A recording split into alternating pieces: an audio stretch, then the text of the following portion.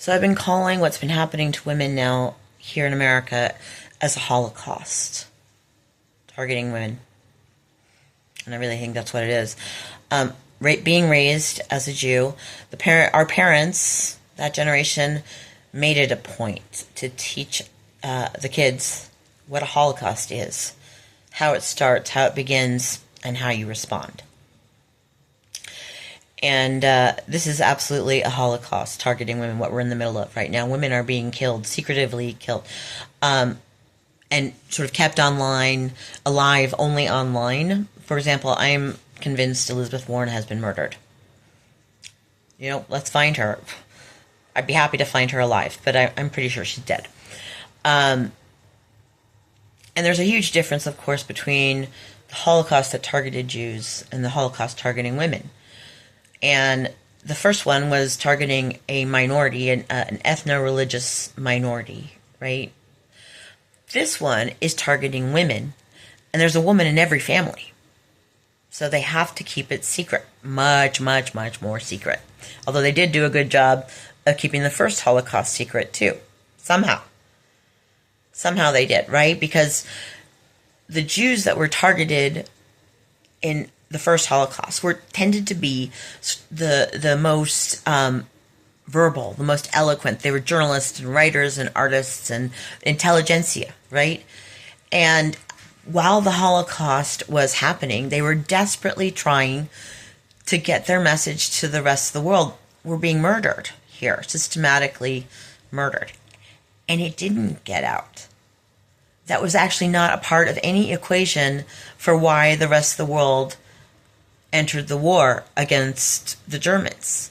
They didn't know what was happening to the Jews, and they didn't really fully know what was happening to the Jews until after the war ended. And that's crazy when you think about it, right? You've got all these journalists, all these people desperately trying to get out and somehow the message didn't get out. I just finished reading a really good book called The Warsaw Goddess.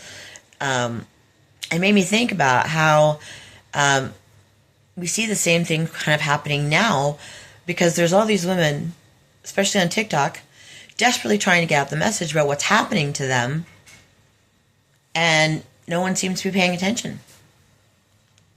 Women are being murdered. Ever since I escaped from that situation in Maine, I've been desperately trying to get law enforcement, and if you go on my X account, you'll see I've been writing about it. I've been writing, and it's been years, 6 years. It's published online, on Medium, on Substack, my story, and no one seems to know about it. That this is what's happening to me and other women. So, for example, there were other women held in Camden, Maine when I was there that were also being tortured, right? Who were they? Who were these other women? And, how, right? And for 6 years, I've been trying to get attention to my story, and I can't. How many women are trapped, horrifically trapped and being tortured? Loved ones of our officials, other female leaders, right? Like Biden. Why would Biden step down, so close to the election, leaving it open to this crime boss criminal who really, he's the enemy. Trump is the enemy, right? We know that. He's not on our side. I'm pretty sure Biden's family, some of his female loved ones are being held and tortured. And there's just no way to get the word out, and the FBI's on the wrong side. Because I've tried, I've called out every federal law enforcement publicly.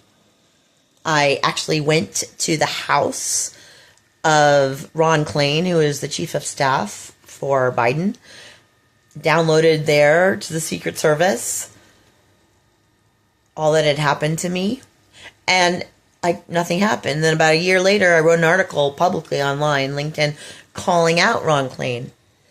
And I got some responses from people who claimed they were were in the armed services, and they were threats to my life. They were threats to torture me and threats to my life. And I screenshotted them and put them all in an article on Medium. Still nothing. So women just aren't safe anywhere. And as long as women aren't safe anywhere, no one's safe, right? Because people have loved ones. And that's what's happening, I think, to our officials, that they have loved ones that are being held and tortured, and they just have to do whatever they're told to save their lives. And the FBI is out to lunch or on the wrong side.